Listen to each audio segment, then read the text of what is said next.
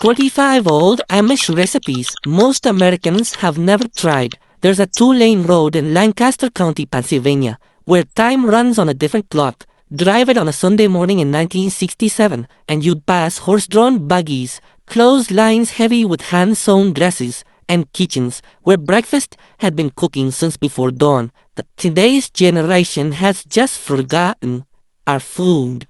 Smell of fresh bread drifted from farmhouse windows, while cast iron skillets sizzled with eggs laid just hours before. The Amish have been cooking this way since the 1700s, and here's what's remarkable.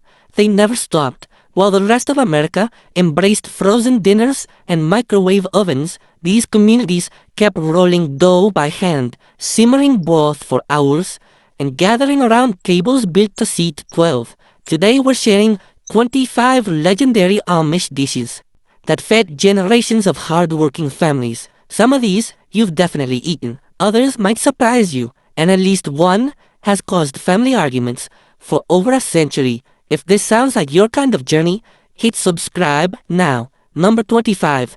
Chicken and homemade noodles. In Amish kitchens across Ohio and Pennsylvania, Sunday dinner means one thing: chicken and noodles ladled over a mountain of mashed potatoes. The noodles aren't store-bought. They're rolled out on floured wooden boards, cut into thick, irregular strips, and dried on clean dish towels draped over kitchen chairs. Your grandmother probably made noodles the same way, hanging them anywhere she could find space. A whole chicken simmers for 3 or 4 hours until the meat falls off the bone and the broth turns golden. Those handmade noodles cook right in that broth, soaking up every bit of flavor. Today, a simple chicken dinner might cost you $15 at a restaurant, but it won't have that depth that only comes from unhurried cooking. Number 24. Chicken corn soup with rivals. This Pennsylvania Dutch classic shows up at church suppers and fire hall fundraisers throughout Lancaster County, where folks have been serving it since the 1800s. The rivals are what make it special. Tiny dumplings formed by rubbing flour and egg together between your palms until they crumble into pea-sized bits. They drop into simmering broth alongside fresh-cut corn and shredded chicken. A bowl cost maybe 35 cents at a benefit dinner in 1958. Every family guarded their rival technique. Some made them large, some tiny, and according to local cooks, the right size depended entirely on which grandmother taught you. Number 23. Shoo fly pie. Now here's where things get controversial.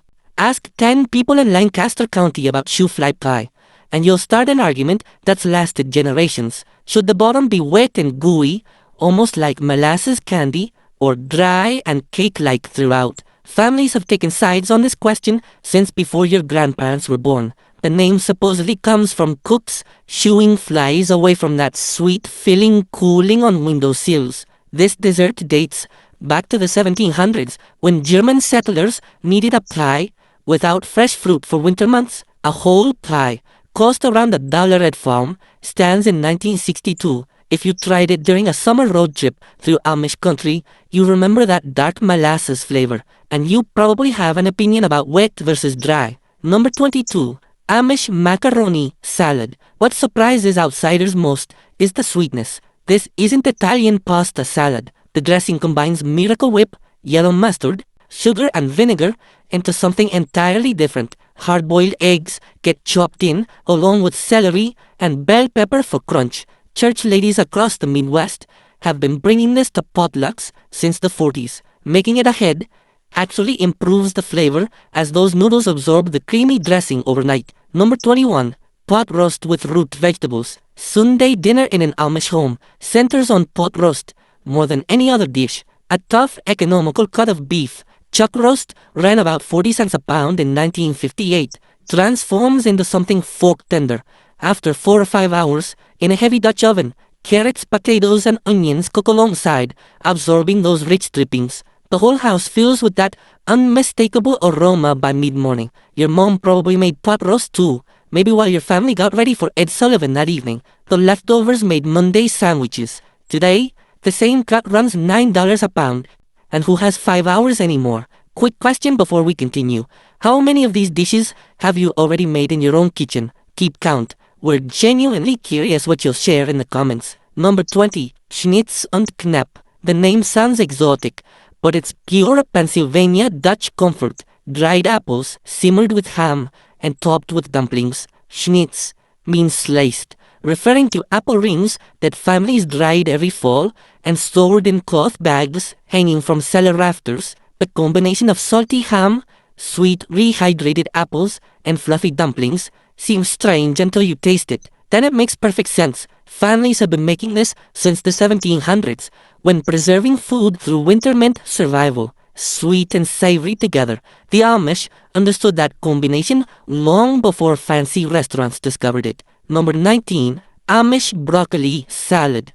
Crisp raw broccoli, sharp cheddar, red onion, and crumbled bacon, tossed in a creamy dressing with just enough sugar to balance the tang. This became a potluck staple by the early 70s. The secret? Make it the night before. Those flavors need time to get acquainted while the broccoli stays crunchy. Your aunt probably brought something like this to Thanksgiving. Number 18. Yumasetti casserole. The name sounds made up because it probably was. Some Amish cook decades ago created this and gave it a playful name that stuck. White egg noodles, seasoned hamburger, tomato sauce, and a creamy layer with sour cream all baked together until the edges bubble and the top turns golden. Back when you could feed a family of 6 for under $2, casseroles like this were essential. Working families across Pennsylvania relied on them through the 50s and 60s. One dish, one cleanup, 10 satisfied people. Number 17. Stuffed green peppers. Bell peppers, hollowed and filled with seasoned pork sausage, rice and tomatoes. Farm families grew those peppers in kitchen gardens and picked them green in late summer. The Amish version uses local sausage, adding richness plain ground beef can't match. Your mother might have made these on Wednesday nights using whatever meat was on sale at the A&P. That tomato sauce soaking into the rice created those perfect bites where everything came together. Number 16. Pea salad sweet. Green peas, cubed cheddar, chopped hard-boiled eggs, bacon bits, all bound in creamy dressing. This appears alongside the macaroni salad at every Amish gathering, cool and refreshing next to all those hearty hot dishes. Church ladies have brought this to potlucks since the 60s, when frozen peas made it easier than shelling fresh ones. The colors alone make it appealing before you taste it. Now, here's where Amish cooking shows its real genius. Stretching $1 while feeding a crowd. The next few dishes prove you don't need expensive ingredients to create something memorable. Number 15. Poor man's steak ground beef shaped into ovals, browned in cast iron, and smothered in mushroom gravy. This delivered the comfort of a beef dinner without the price of actual steaks. The name tells you everything about who made it and why. During the Depression and well into the 60s, this stretched grocery budgets across working-class America. Serve it over egg noodles, and you fed 6 people for what one restaurant steak costs today. Nothing fancy, deeply satisfying. Number 14. Amish breakfast casserole. Before dawn on working farms, someone's already cooking fuel for a long day of physical labor. This layers diced potatoes, crumbled pork sausage, beaten eggs, and sharp cheddar in a deep dish. Everything bakes until the eggs set, and cheese pools golden on top. No toast, no cereal. This is serious food for serious work. Assemble it the night before, slide it in the oven while morning chores get done, and by the time everyone's back inside, breakfast is ready.